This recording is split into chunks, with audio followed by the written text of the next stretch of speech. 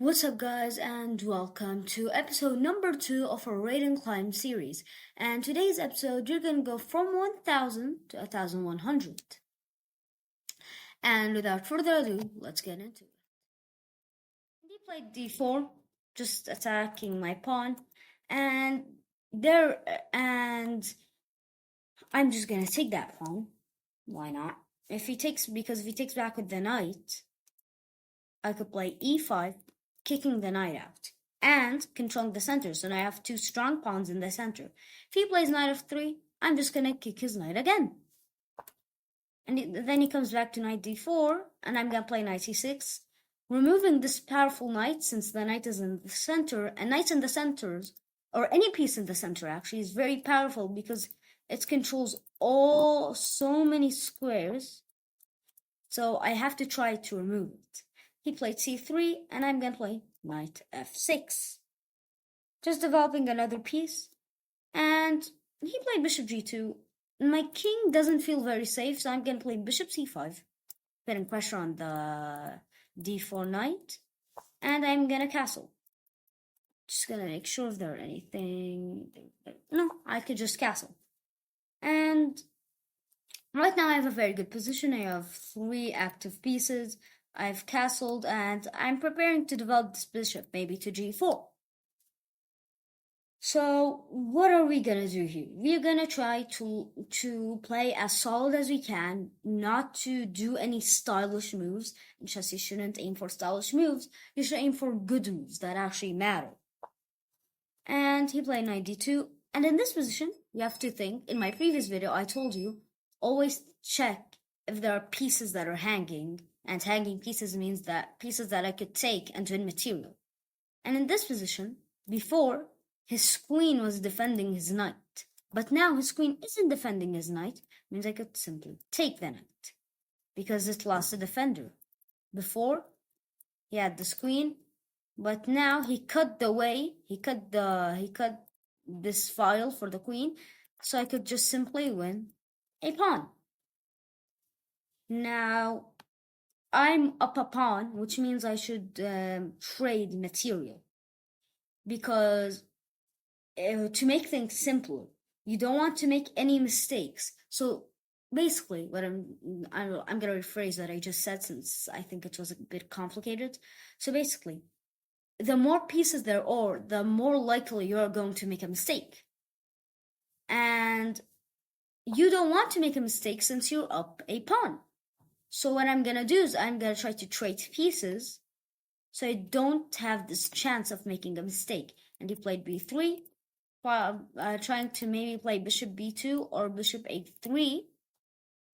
So, but I don't really care. I'm gonna play bishop g4, attacking the e2 pawn. And now it's a pretty tough position for him, because he has to try to defend this e2 pawn. And to do it, he has to play rook e1. And then I have a lot of possible lines. Okay, he played f3. And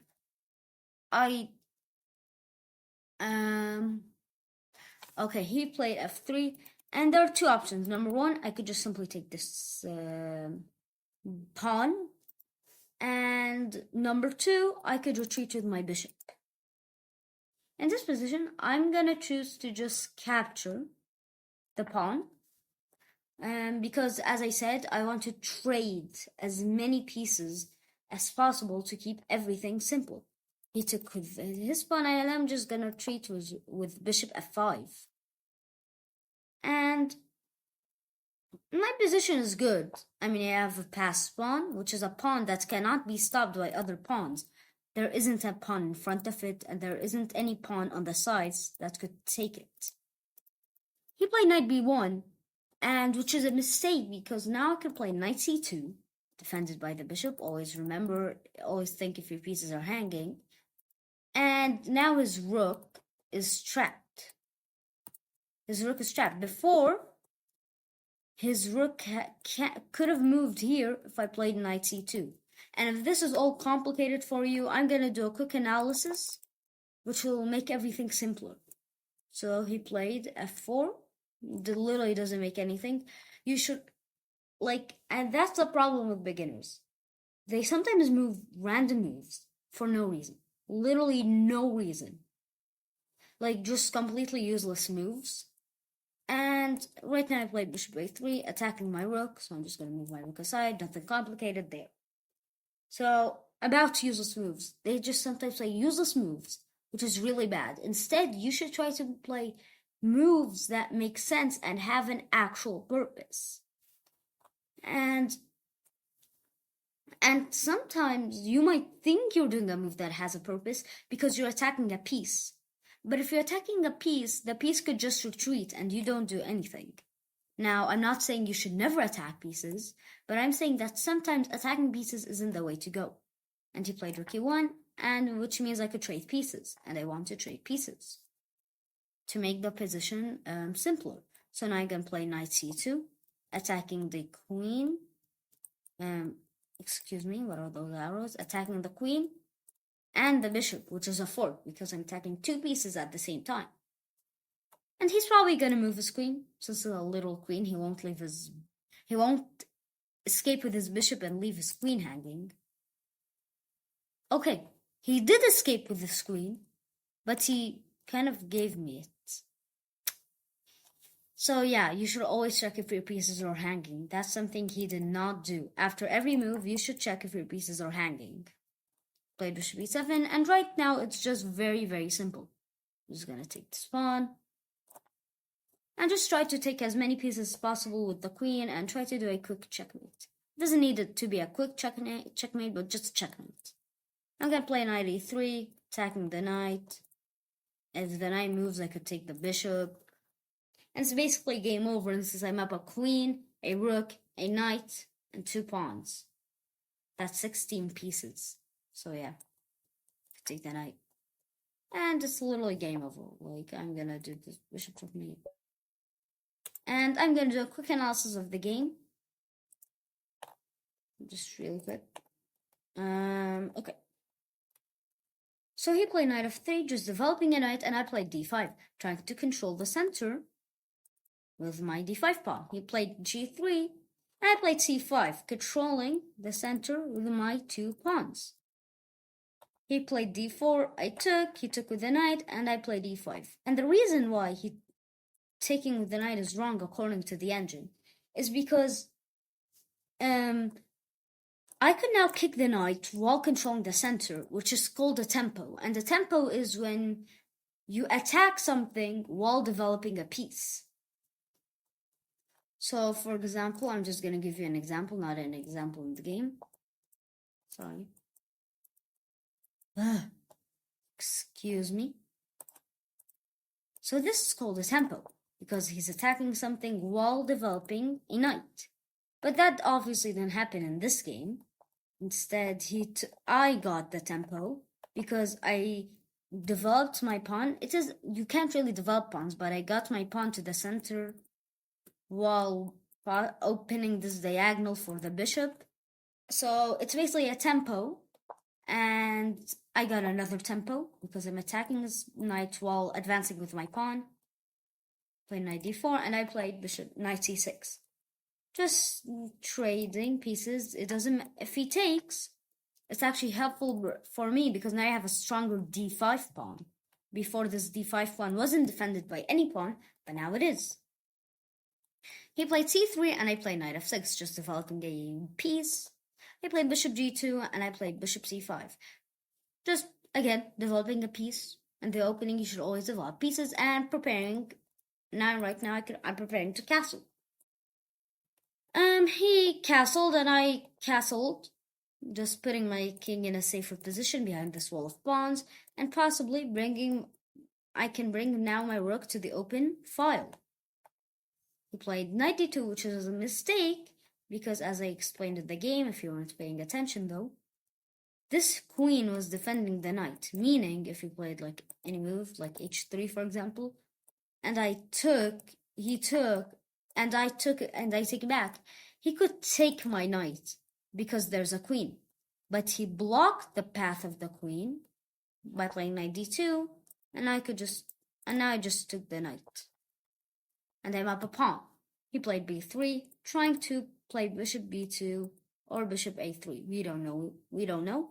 And I played bishop g4, attacking this e2 pawn with my bishop and knight. Knight. Good. Played f3 and I took the pawn. We took back with the pawn, which was a mistake, because if he took back with the knight, he would have put his knight in a better square, attacked this knight, and just freeing up some space for his queen, because before his queen was kind of like trapped a bit. But he didn't do that. Instead, he took with the pawn, which is bad because now his knight is in a very bad spot.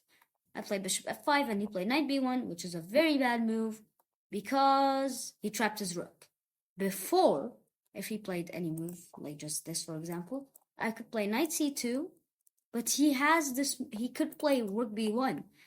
But since he played knight b1, and I play knight c2, he cannot play rook b1 since there's a knight.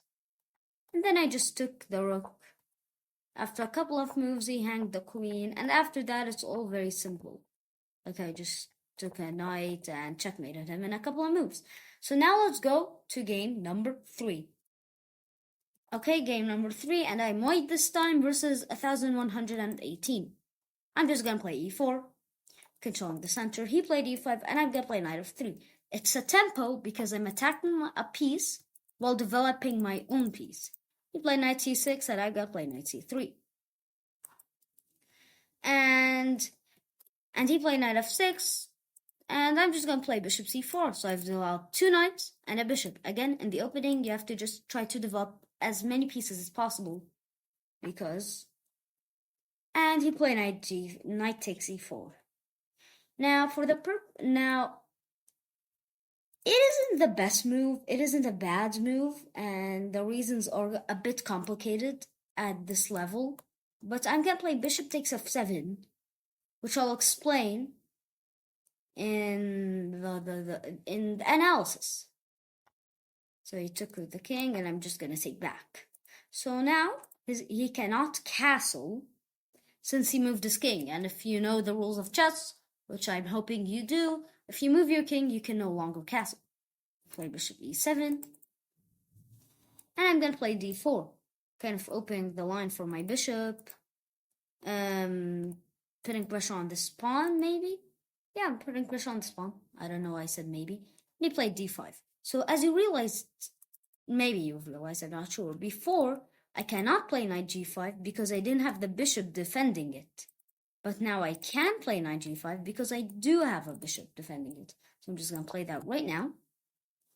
If he takes, I'm going to take back with, I'm not sure with what piece I'm going to take back.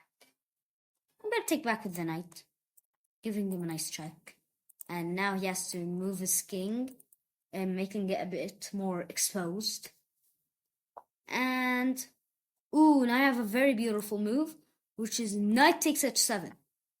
And he took back, but now I have bishop g5, attacking the king and skewering the king and queen. And the skewer is basically the opposite of a pin.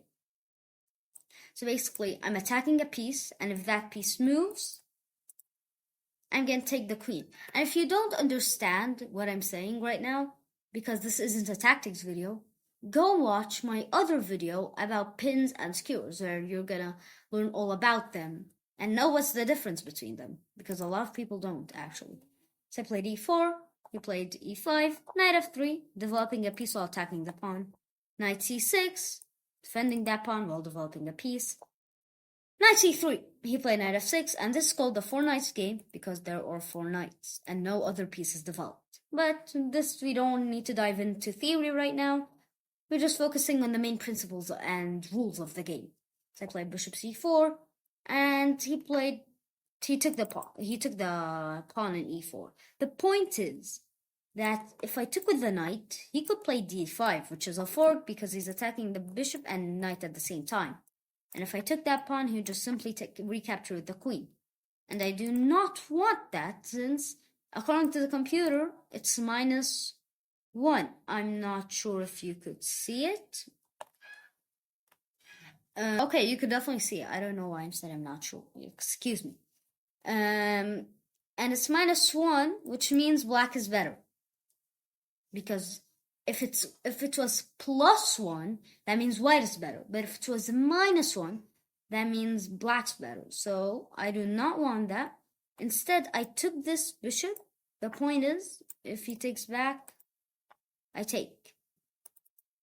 And right now, I'm kind of shocked, but it's also -1. Apparently, I'm an idiot.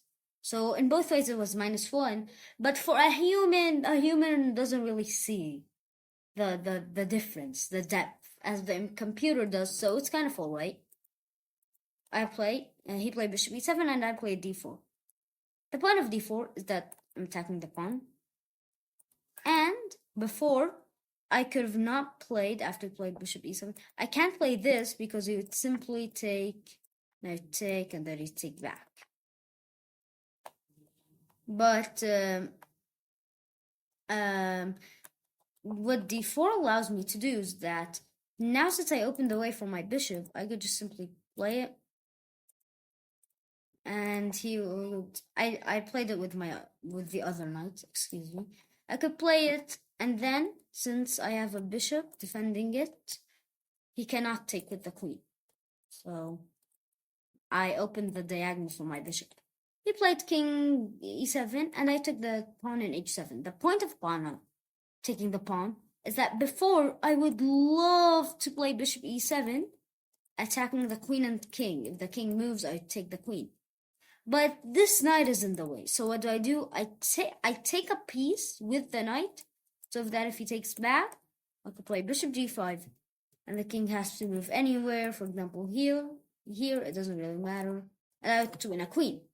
But he didn't do that. Instead, he just simply resigned. So now let's go hop on to game 4. Game 4, and I'm black versus 1134. He played d4, and I played d5. Now, I aren't actually playing my real repertoire. I'm just kind of keeping things simple, just so you know. I don't know why you'd care. And I'm just developing a knight. Nothing complicated. He played h3, which is another useless move. No, it actually has use. I'll explain the use of this move in the analysis, but it actually isn't a very good move. It's just like there. So he played a3. I don't know why he's doing a3, h3. You should always have a purpose with your moves. And just like bishop d6, the purpose of it is developing a bishop. The purpose of h3, on the other hand, is literally doing nothing, I think. So I played bishop b5, and I'm gonna play c6. You might say, why not knight c6? Well, because if I play c6, the d5 pawn is now very protected, which means I have a strong center. He cannot take this d5 pawn no matter what, because I have 2 pawns and a knight defending it. So I want to try to have a strong center. And now I'm just going to play knight d7, developing my knight. And I'm preparing to castle, which I will do just right now. So now I've developed more pieces. Bishop, knight, and he only has knight, bishop, and knight, which is better for me. That means I'm going to try to attack him because I have more pieces to attack with. So I'm going to play e5. The point of e5 is that I'm trying to open the position up, because if he takes and I take, we're kind of opening the position, giving me more attacking lines, while he still hasn't developed all his pieces. So remember, if your opponent hasn't developed all his pieces, try to attack him. And that's what I'm doing. I'm going to play e4, kicking out his knight, while getting a very strong center. If this was connect 4, I would have won, because that's connect 4. And I'm just going to play bishop e6, because he was attacking my bishop. For the 45 trillionth time, think about hanging pieces. And I thought about that, so that's why I didn't hang my bishop. And I have no clue why he did that. This move, I have no idea. You should always have a purpose with your moves, and this one clearly doesn't. And if you were thinking about his pieces and not only yours, you'll realize that this piece has nowhere to go. It's all covered. Can't go here because of the pawn, can't go here because of the bishop, and can't go here because there are 2 pawns. So all I gotta do is attack it and I would win. And that's what I'm doing. I attacked it, and now I'm winning because the knight has nowhere to move. It moves here, I take with the pawn. It moves here, I take with the bishop. If it moves here, I could just simply take with this pawn, for example. And he moved knight f3, and I would simply take it. No thought in that, it's self-explanatory. And right now, I'm gonna play bishop f5. Why? Because my bishop was kind of just staring, was kind of staring at this brick wall. And it can't really do anything. But when I play bishop f5, it has this long, nice diagonal. And in this position, he actually kind of made the same mistake, because now I could play b5, and the knight isn't completely lost since he could play knight c5, but then I take it and end up with a free pawn. Since I have 2 attackers on that square, and he only has 1 defender. So if he goes here, I am attacking that square with 2 pieces, and he's only attacking that square with 1. And this is why you're overthinking. You should have just played knight c5 and nothing would have happened, but instead, just decided to blunder your knight. And I have an extra 2 knights. He took the pawn and I'm just gonna take back. That's self-explanatory. So now I have 2 knights. What should I do? Sacrifice, not sacrifice, I mean trade pieces, and don't play stylish moves. Don't sacrifice or do any of these types of moves, except if you're 1,000,000,000% certain. 1,000,000,000%. So I'm gonna play knight b6, just attacking my queen and developing my knight a bit more, since my knight isn't in the best position. So let's see what he will do. And you might be wondering, how am I actually fighting these moves? Like, I know there are a few simple rules like don't hang your pieces and check for your opponent's pieces and blah, blah, blah. But how am I actually finding these moves? Well, the reason is because I'm checking if my worst pieces and trying to make them better. So my least active pieces and trying to make them more active, and my worst and my opponent's worst pieces and trying to take use of that, like trying to gain from my opponent's inactivity. And right now I'm just going to play knight c4. Again, my knight wasn't very active, but now I play knight c4, and now it's very active. In fact, it's attacking this bishop, it's attacking this pawn. It's in kind of my opponent's position. It's very hard for my opponent to react to strong pieces. So you should never have a defense position, since the best defense is offense. So, which basically means the best way to defend all your pieces is by attacking your opponent and not letting them a chance to attack you. So you don't even need to defend in the first place, and now he just blundered the queen. I could just simply take. And then I could take the bishop. And then now it's completely losing. Like, you just took, and I'm just gonna take the bishop. Nothing complicated. Like, just taking pieces. Like, you have a free queen. Why not take it? And now I'm attacking his rook. He moves it aside. I'm gonna play rook b8, attacking this pawn. And I actually now have a forking the rook and the 2 rooks with my knight. But yes, he could take it to the bishop, because if I play here, he could take with the bishop, but that's trading pieces. And I want him to trade pieces so everything becomes simpler. He played rook c6, and I'm just gonna play knight b3. If he takes my knight with the bishop on d5, so the bishop on d5 could take my knight, well, then in that case, I just take back with the rook. If he takes, I could take that. Okay? And right now, I have a kind of stylish move. And that's... sorry. He hung a rook. Don't go for style, go for efficiency. Don't think, oh my god, I have a very cool tactic. Let's go! And then you forget that the rook is literally hanging. That's what I was about to do until I saw the rook. And now I just take the bishop.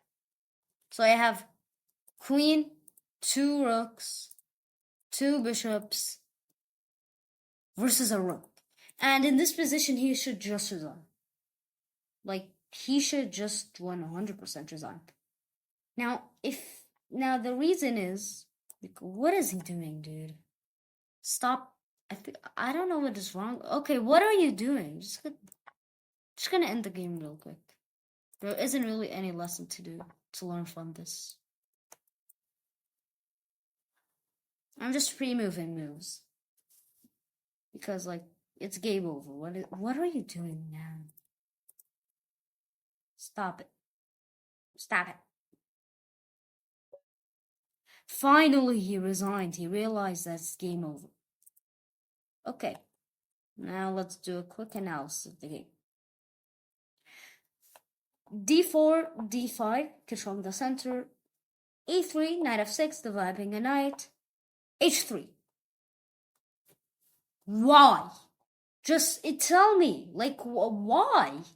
Why would you just move a pawn? That's something that a lot of beginners do. They're like, I don't know what to do. Just gonna move a pawn. And I'm developing pieces, and I'm preparing to play my bishop here. Then he goes like a3. Why? What's the point of a3? Like, what? Why? Honestly, dude, I just play bishop d6, bishop b5, just a random check. Again, why are you moving just random? This is a threat. I'm not gonna lie, but this is a threat. But I could just stop it, countering his threat to the threat of my own. And I was just wasting moves. He played bishop e2, and I played knight d7, just develop it. Knight c3, and I castled. I've already got 1, 2, 3, 4 pieces developed, and he's only got 3, and I've already castled them as well. Why? Why did this happen? Well, because he just played 2 random moves that literally do absolutely nothing. So you should always have at least one purpose of your moves. And a purpose that's actually good. Not just a random purpose like, I move my pawn, so now I'm controlling this square. Yes, I'm very smart. No, that's not how... Your purposes have to actually be important in the game, not just doing a random thing. And they would say, well, I always find grandmasters do like these moves. They play a4. Well, because they're grandmasters and they know what they're doing. They have a purpose because they're thinking like 30 moves in the future. When you play a3, you are not thinking in the future what's your game plan. Only grandmasters do that, and that's why they're grandmasters. That's why they're the top of the world. That's why Magnus is number 1. Because he actually does these things. He thinks into the future. But when you play a3, you cannot tell me that I'm thinking in the end game. This would be useful. That's just not how it works. Sure. So, again, quick recap. He castled. I played e5, defended with my knight and this knight. He played bishop d2 and I played d4. Knight h4, bishop e6, and now his knight is trapped, which is why in this position, again, knight h4, literally useless. I played g5. He played knight f3 since he can't go anywhere. I took, he took, and b5, bishop f5, excuse me. He played c3, and in this position, I played b5. Now, he played c4. Instead, what he should have done is just played here. And yes, I would have ended up with an extra pawn because I take this pawn. But it's better than hanging a full knight. You just take. And then here, the rest is simple. He hung a queen on d5. I took the bishop. I played knight b3. He hung a rook. No, sorry. He hung a rook. And then just very quick checkmate. And he resigned. So let's go to game number 4, I believe. Knock on the door. Okay, we're white versus 1034. And now we're in 1069. Caracal. Let's go. Because I play the Caracal. So what's the Caracal? It's when your opponent plays c6 after you play e4. I play this myself. And I just made a video about how to crush the Caracal. It's probably like here somewhere. Like, go watch that if you haven't. And that the opening that I was talking about is called the fantasy. Basically, when you go f3, and this is very complicated, like very what was the word? Yeah, very complicated for the skill level. So I'm just gonna explain it simple words and not go into the theory. So now I have 2 strong pawns in the center, and they play knight f6. I'm just gonna play e5, kicking the knight, because if you see a knight to kick it. So, but not in real life, because the knight will just kick you back. So I play knight d5, and I saw this knight to kick, and I kicked it. And now he has to go either knight b6, knight b4, knight a7. He went knight b4, and I found a knight to kick. Just kick it. Now you shouldn't always kick it, because there's some like exceptions, obviously. But most of the times it's a good rule. So I play knight c3, and now he has a knight on a6, and on the A and H file, they're called like the rim. And there's a saying that says a knight on the rim is dim, which means a knight on A or H is bad, and he has a knight on A, on the A file, which means that knight is bad. And that's good for me, because it's bad for him. Clear, it should be clear. So I'm playing knight f3, just developing pieces, nothing complicated. He played e6. And I'm just gonna play bishop d3. Developing my bishop. And if he takes, I'll just take back with the queen, obviously. Not too complicated. And why a knight on a rim is dim? It's because it only has access to 4 squares, unlike a knight on c3, for example. It has access to much more than 4 squares. 8, to be exact. He played bishop e7, and I'm just gonna take the bishop. The reason I'm gonna take the bishop, because now I could play d5. The point of d5 is that I'm threatening d6, and you have a passed pawn, and I'm gonna explain what passed pawn is after the game. I'm gonna play d6, and now the position is very bad for him because I have a pawn literally in like piercing his heart. And very hard for him to react against that. He played bishop h4. Do not take it. Do not bring out the queen. Instead, just play g3, kicking out the bishop. And for some reason, in the past couple of games, there was always a piece that's stuck. Like, it can't escape, just like this bishop. It can't go here, because I take it, and anywhere else is surrounded by pawns. And he left the bishop hanging because it's good in escape. So I just want a free bishop. Always look for pieces that are trapped and try to use them for your advantage. He played knight d7, attacking the pawn, and I'm going to play knight f3, defending the pawn. Simple. Akuma Matata.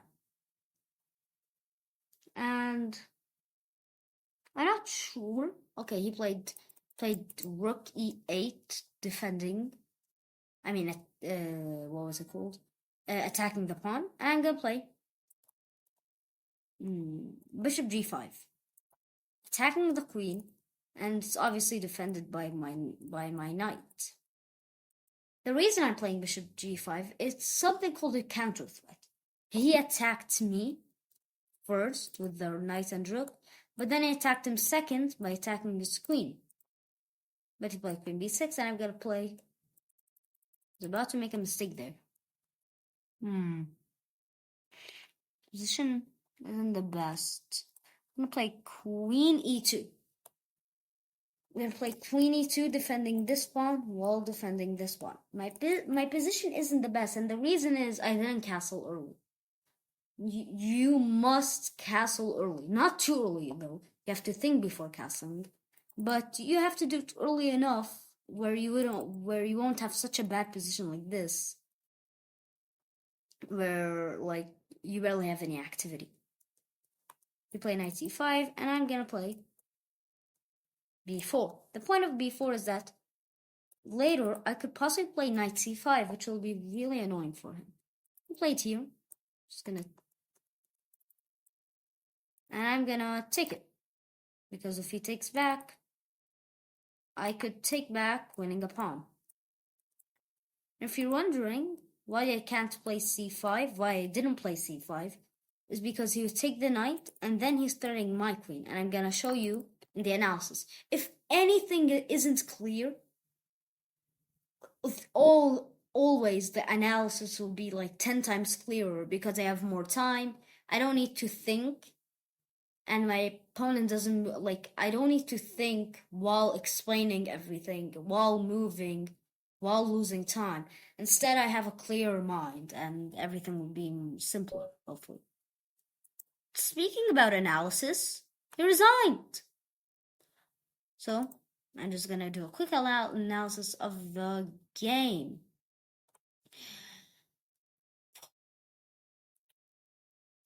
e4, c6, d4, d5. Okay, excuse me. e4, c6, d4, d5, and this is the Caro-Kann defense. And I'm just going to explain the entire Caro-Kann defense very, very, very simply, in very simple terms. The point of the Caro-Kann defense is that you play e4, and it seems like you aren't going for the center since you just play your c6, but then you play d5, defended by c6, striking back for the center. That's basically it. Now it's more complicated, and there's a lot more theory to it, but that's just in simple terms. I'm gonna play f3, defending the pawn. And in most openings, playing f3 isn't good because it exposes this weak diagonal that he could go with this queen and check my king in. But in the fantasy, it's alright. So he plays knight f6, and I play e5, kicking his knight away. Again, if there's a knight to kick it, but not in real life. That's very important. c4, kicking the knight b4, and I kicked it again. So now the computer saying it's plus 1.5, and why is that? Well, the reason is because I have 1, 2, 3 pawns in the center, and he doesn't have a single pawn in the center, and his knight isn't really in the best position. I play knight c3, and he played bishop f5, just developing. And I'm gonna play knight f3, just developing again, and e6. Preparing to maybe develop his bishop to e7. I played bishop d3. He didn't take, I took. And I played d5. The point of d5, I said I would explain. I said I would explain passed pawns. Now, the passed pawn is, after I played d6, what's a passed pawn? A passed pawn is that there aren't any pawns in front of it. And there aren't any pawns on the side of it, like in the close ranks. Excuse me, like that. So, and when I said ranks, I meant files. So that's a passed pawn, and I played g3, and this bishop is trapped. If he goes here, I could just simply take it. Nothing complicated. And he left his bishop hanging.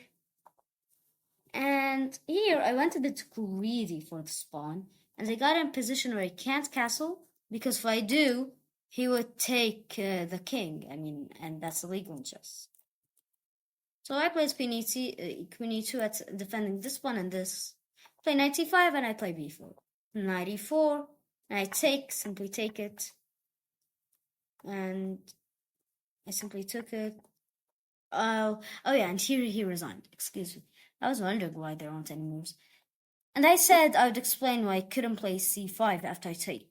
Because if I played c5, he would take my knight. And now he's attacking my queen, so even if I took his queen, he would take mine first, and then I just lost a full knight for no reason. So now let's go to game number 5, I think. Okay, game number 5 versus Primstone. I played e4. He's 981, which is a big jump from 1083 to 981. And he played d5, the Scandinavian defense. I'm gonna make a video about it, hopefully. And the problem with the Scandinavian defense, why it feels bad, is because he releases his queen early into the game, and that would give me chances to attack his queen with my minor pieces, which are the knights and bishops. Play knight f6, and I'm gonna play d4, controlling the center. Now he's probably gonna do some developing move, obviously, like bishop f5 or c5. The point of c5 is he wants to disrupt my center, and he wants me to have a weak center. So I don't want this queen to be here. It's kind of annoying. So I'm gonna play c4, kicking this queen out of my position. Simple, very simple, in fact. Play queen e6, and I'm gonna play bishop e3, just blocking the check. And okay, knight e4. He broke 2 rules. Number 1, putting his queen getting his queen early in the opening, which is all right, just in the Scandinavian defense. And number 2, moving the same piece twice, which if he focuses on one piece and keeps moving it all the time, his other pieces won't have a chance at developing. And that's bad, because you want your other pieces to develop. And I'm going to use this by attacking his queen. He has to move his queen, and he hung it. He hanged his queen. And I don't think there's basically anything to explain right here. It's just very simple. Like, I took his, like, very early in the opening, he just hung his queen. You should always check out for hanging pieces. That's very important. So let's hop on to game number, it's the final game, basically. So, the 6th and last game versus 982. I don't know, I'm saying 900. I'm gonna play e4. Play d5, knight f3, attacking the pawn. And he's gonna play knight c6, defending the pawn. And I'm gonna play bishop c4. Yes, like I said, knight before bishops, but it's alright. You can break this rule sometimes. It's completely okay. He played f5. Now, I won't take the pawn on f5 because I actually know this opening and I used to play it, but that was a very long time ago, like 3 years ago. So, and taking it is wrong because then he would come play d5, and I'm going to explain all this in the analysis, obviously. I'm going to play d3, defending. Oh, wait, I should have played d4. d4 was the best move instead of d3. Like, I should have played d4. I forgot that because I don't play. Okay, let's stop talking about my life story and let's focus on the game a bit more. And although d4 was better. And the point of d3 is just defending this. And he played knight d4. And this is a mistake because he moved the piece twice. And it's also a mistake because he just hanged the pawn. So before the pawn was defended, he moved the knight, and now I could take the pawn. He did that, and he hanged another pawn. It's interesting. I could simply take the pawn. I don't know why he just hanging pawns. You should always look for, and you might say, oh, it's just a hanging pawn. It's just a pawn. It's not important. I won't take it. But no, take it. But always think if it's a trap and your opponent's actually luring you to take the pawn. But most times, especially at the lower levels, that if your opponent hangs a pawn, it isn't a trap and you should just take it. But you should always put your brain, like, if your opponent hangs a piece, you should always be like, okay, he hanged a piece. I could take it, but I'm gonna think first if it's a trap or not.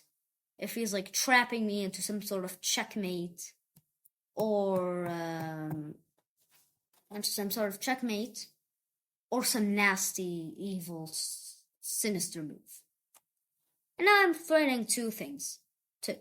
One, two. Queen h5 check. And knight f6. Knight f7, excuse me. He played bishop e6. And I could just simply take the pawn. This is like this millionth time he's hung a pawn. Although I just realized taking the pawn is actually bad. It's not like a bad move. It is a good move, but I had a better one. Oh no, maybe it's actually a very good move. I'm gonna play bishop c6, checking the king. Defended by the knight, so he can't take me. So it's defended by the knight, so he can't take me. And he has two options. Number one, move his king, not to e6, to e7. And number two, take. Playing bishop d7 isn't an option because I have a knight and bishop covering that square, so I could just take it. And I'm gonna explain it all in the analysis if it's not clear. Let's see what he's gonna do.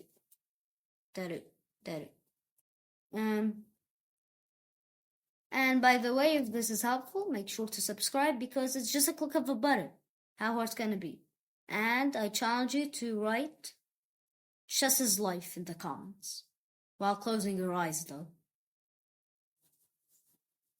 You have to write Chess's life in the comments while closing your eyes. And if you have some free time, check one of my elite chess studies. I'm gonna leave it in the description and in the comments. I'm gonna leave it in the description and the comments. It's a study about some openings. It's important. You have to always have openings in your mind every single time you play a game because it's important. And I'm just basically saying random stuff now because it's just taking such a long time to think. And the reason that this guy, I actually kind of like respect him a bit because he's actually thinking, and a lot of players don't do that, and they just play random moves.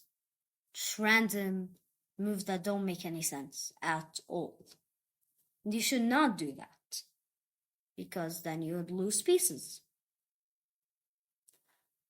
So, he's really taking such a long time to play. A very long time.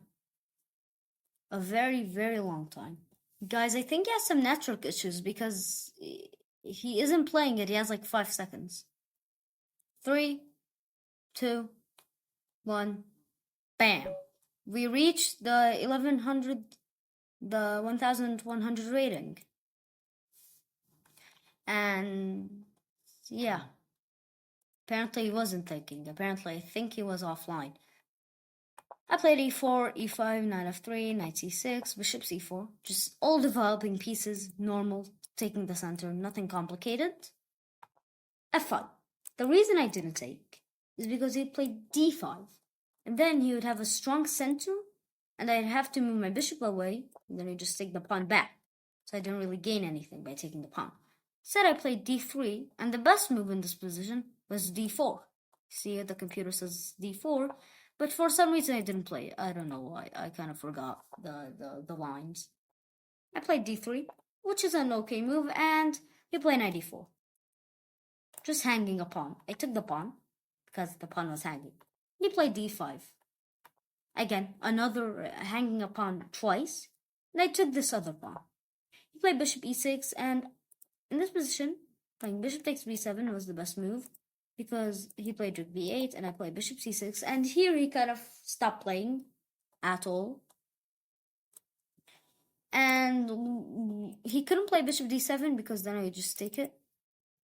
Like, just like that. And he can't take back because I just, with the knight. So, and if he takes with his knight, I could simply take back like that. Like, it's nothing complicated. Just taking. Forking the queen. And the rook. Bro, what's wrong with this? My arrows. The queen? What's happening, dude? Finally, the queen and the rook. Finally, tricked. Forking the queen and rook means, if you forgot what a fork means, you can go watch my video about forks. But I'm gonna explain it really briefly. It's when you attack a piece twice. They're all and forks are obviously not just with knights, but this video isn't about forks, it's about trading pin. And that's basically it. We've reached the 1100 rating. And I really hope you like this video. Make sure to subscribe if it was helpful, like the video, comment, blah blah blah. Remember, chess is life while closing your eyes. That's very important. It's like taxes, but with comments. So goodbye and have a wonderful day.